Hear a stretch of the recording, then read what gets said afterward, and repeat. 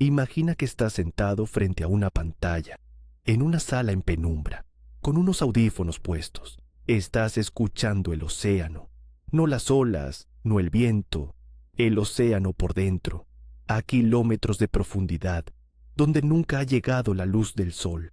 Y de pronto, entre el murmullo constante del agua, aparece algo, un sonido que sube, que se retuerce, que crece hasta hacerte quitar los audífonos de golpe. Un sonido tan enorme que fue captado por micrófonos separados por más de 5.000 kilómetros y que después nadie volvió a escuchar jamás. Bienvenidos a Expedientes del Internet. Hoy descendemos a las profundidades para encontrarnos con el bloop. Para entender esta historia, primero tenemos que hablar de oídos artificiales, hundidos en el fondo del mar. Durante la Guerra Fría, Estados Unidos construyó una red de micrófonos submarinos, llamados hidrófonos, con un objetivo muy concreto y muy secreto. La misión no era escuchar ballenas ni volcanes. La misión era cazar submarinos enemigos. Esa red de escucha había sido construida originalmente para ayudar a detectar submarinos soviéticos, y jamás había oído nada parecido a lo que estaba a punto de registrar. Décadas después, cuando el sistema fue parcialmente desclasificado, los científicos descubrieron su potencial inesperado: mapear terremotos submarinos, monitorear la vida marina y captar anomalías extrañas. Micrófonos diseñados para la guerra, convertidos en los oídos de la ciencia. La búsqueda del silencio militar terminó dándonos algunos de los descubrimientos más ruidosos del océano. Y aquí está la ironía que da escalofríos. Sin la Guerra Fría, sin esa paranoia de escuchar al enemigo en la oscuridad del abismo, probablemente nunca habríamos oído el bloop. Ahora viajemos al verano de 1997, en el hemisferio sur. Un equipo de la Administración Nacional Oceánica y Atmosférica de Estados Unidos, la NOAA, estaba monitoreando actividad volcánica submarina en el Pacífico Sur cuando captó algo que nunca antes había escuchado. La señal tenía una frecuencia extraordinariamente baja y una intensidad inusual, que fluctuaba aproximadamente una vez por minuto. Su timbre y su rango eran distintos a cualquier cosa en los registros de la agencia. Detengámonos un momento en ese detalle, porque es importante. La NOAA tenía años de grabaciones, miles de horas de sonidos del océano, terremotos, erupciones, cantos de ballenas, el crujido del hielo, el rumor de las corrientes.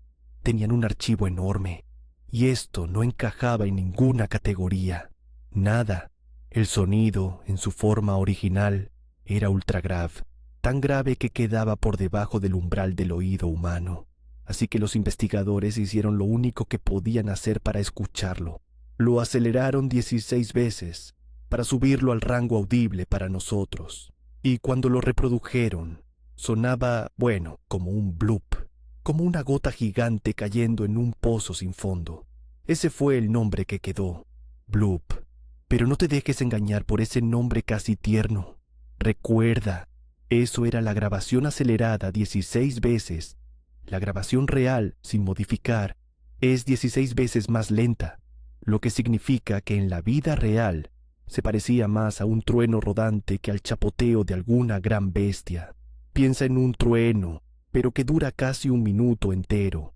Un trueno que no viene del cielo, sino del fondo del mar. Y entonces empezaron las preguntas incómodas. La primera y más obvia: ¿de dónde venía?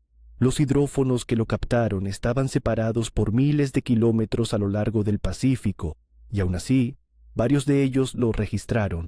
Triangulando la señal, los científicos ubicaron su origen en un punto remoto del Pacífico Sur, al oeste del extremo sur de Sudamérica, frente a las costas de Chile. Un lugar tan aislado, tan lejos de todo, que hacía la pregunta todavía más perturbadora. ¿Qué podría existir en un rincón tan remoto e inhóspito de nuestro planeta, capaz de generar el sonido submarino más fuerte de la Tierra?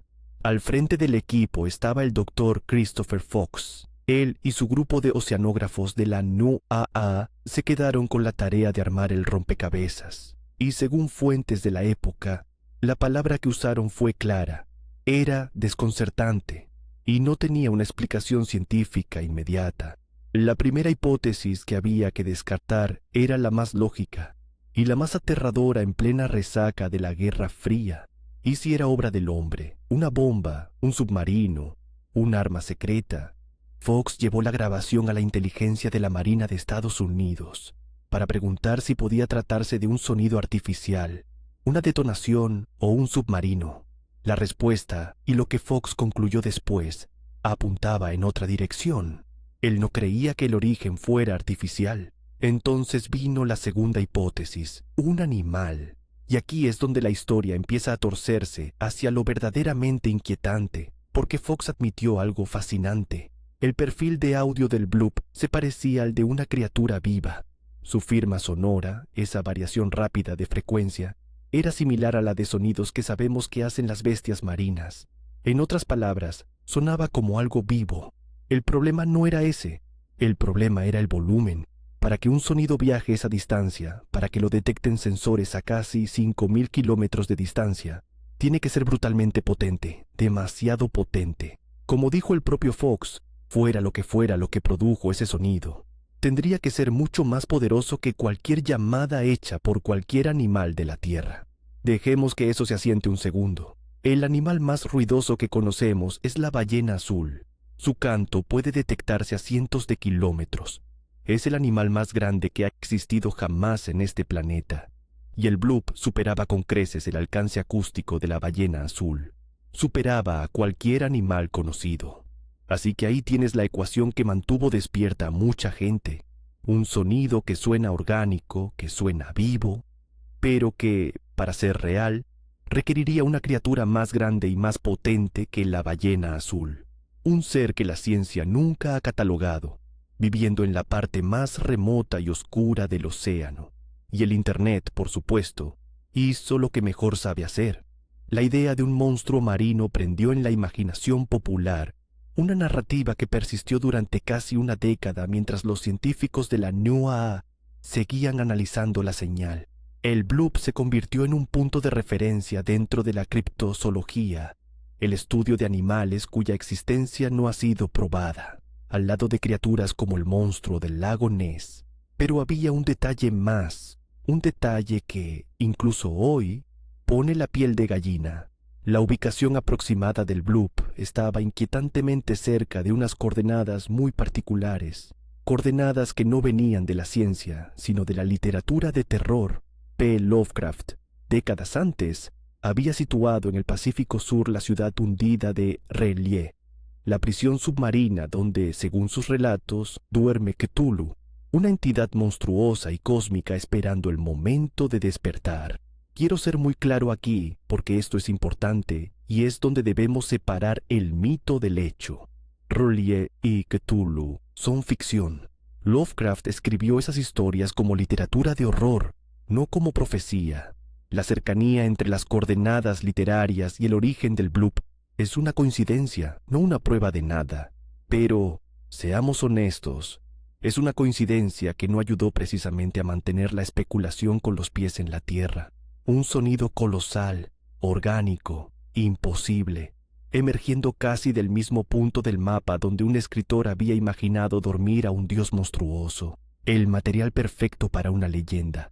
Y durante años eso fue exactamente lo que fue, una leyenda, uno de los misterios genuinamente sin resolver del océano. El bloop se grabó exactamente una vez y nunca volvió a aparecer. No hubo repetición, no hubo segunda pista, solo ese minuto de sonido imposible y luego el silencio. Pero la ciencia es paciente, y mientras el Internet fantaseaba con monstruos, los investigadores de la NOAA seguían escuchando el mar, año tras año, acumulando datos, y poco a poco empezaron a notar algo. El bloop no estaba tan solo como parecía. Resulta que aquellos hidrófonos captaban muchos otros sonidos extraños sin origen aparente, sonidos a los que los propios científicos les habían puesto apodos, casi como si fueran personajes de una historia. Upsweep, Julia, así llamada por su parecido con la voz de una mujer, Slow Down, Train, y uno por uno, muchos de esos ruidos raros del océano fueron encontrando explicación en un mismo lugar, el movimiento del hielo en los mares del sur, y ahí poco a poco se fue formando la respuesta. la respuesta real. Hacia el año 2012, la NOAA llegó a una conclusión. El bloop no era un monstruo, no era un submarino, no era Cthulhu despertando. Era un icequake, un terremoto de hielo. El sismólogo Robert Jack lo explicó de forma que ayuda a entender la escala del asunto. Cada año, los hidrófonos de la NOAA captan decenas de miles de estos sonidos parecidos al bloop en el océano, creados por el agrietamiento y el derretimiento del hielo marino, y por el hielo que se desprende de los glaciares y cae al mar. En 2012, los investigadores lograron emparejar la firma acústica del bloop con los sonidos producidos por enormes icebergs antárticos al fracturarse y raspar contra el fondo del mar. El aumento de frecuencia, la duración, la amplitud, todo cuadraba con hielo agrietándose a escala masiva.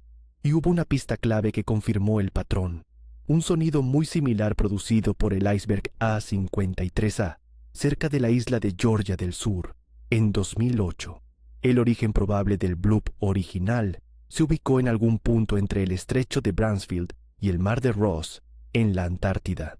En palabras de la propia NOAA, el sonido emanaba de un iceberg agrietándose y desprendiéndose de un glaciar antártico, no una criatura, hielo gigantesco, colosal, del tamaño de ciudades, rompiéndose en el continente más frío del planeta y gritando ese grito al abismo.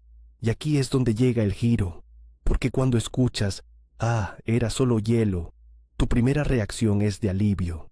¡Qué decepción!, ¿no? Esperabas un monstruo, y era un cubo de hielo gigante.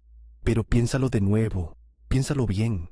La explicación real resultó, en cierto sentido, más inquietante que el monstruo, porque un monstruo marino gigante es una fantasía, es folclore, no existe, pero el hielo antártico rompiéndose sí existe, y no para de romperse. El bloop fue como el sonido de la Antártida partiéndose. Fue, literalmente, el sonido del planeta desmoronándose a una escala tan brutal que atravesó un océano entero. Y ese sonido no fue el último, es solo uno entre decenas de miles cada año.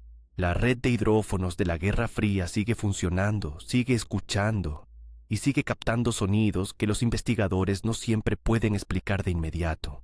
El océano genera muchísimo ruido, pero el ruido del hielo tiene ahora un significado nuevo, porque a medida que la pérdida de hielo en la Antártida se acelera más allá de lo que los científicos esperaban, más de la mitad de las plataformas que sostienen el manto de hielo del hemisferio sur están acercándose al colapso. Quédate con esa imagen. En 1997, un solo estruendo del hielo antártico fue tan monstruoso que asustó al mundo y desató teorías sobre criaturas del abismo. Hoy, ese mismo tipo de sonido ocurre decenas de miles de veces al año. El monstruo que buscábamos en las profundidades nunca existió, pero el crujido que anunciaba su llegada, ese sí era real, y cada vez es más fuerte. Entonces, ¿qué era realmente el bloop? Según las fuentes oficiales, un icequake, hielo antártico fracturándose. Eso es lo confirmado. La teoría del monstruo, la conexión con Cthulhu, la criatura desconocida del abismo, eso siempre fue especulación, rumor, imaginación colectiva. Y sin embargo, hay algo poético y algo escalofriante en cómo terminó todo. Buscamos un monstruo en la oscuridad y lo que encontramos fue el sonido de nuestro propio planeta cambiando bajo nuestros pies. Quizás esa sea la verdadera lección del bloop, que a veces los sonidos más aterradores del universo no vienen de bestias imposibles escondidas en el fondo del mar, sino de cosas muy reales, muy grandes y muy silenciosas que llevaban ahí todo el tiempo, solo que no las estábamos escuchando. El océano cubre más del 70% de nuestro planeta y seguimos entendiendo apenas una fracción de lo que ocurre en sus profundidades. Ahí abajo hay sonidos que todavía no tienen nombre, anomalías que ningún científico ha logrado explicar del todo. Y esa red de oídos hundidos en la oscuridad sigue escuchando ahora mismo mientras tú y yo hablamos. Así que dime tú, si mañana los hidrófonos captaran otro sonido imposible, uno que no encaje en ningún registro, uno que no sea hielo, ni volcán, ni ballena, ¿qué crees que sería? Déjame tu teoría en los comentarios porque me encanta leerlas. Y si este descenso a las profundidades te mantuvo enganchado hasta el final, quédate con nosotros. Suscríbete y activa la campana, porque en Expedientes del Internet seguimos bajando cada semana a los rincones más oscuros de lo desconocido. El próximo misterio ya nos está esperando ahí abajo, en el silencio. Solo hay que atreverse a escuchar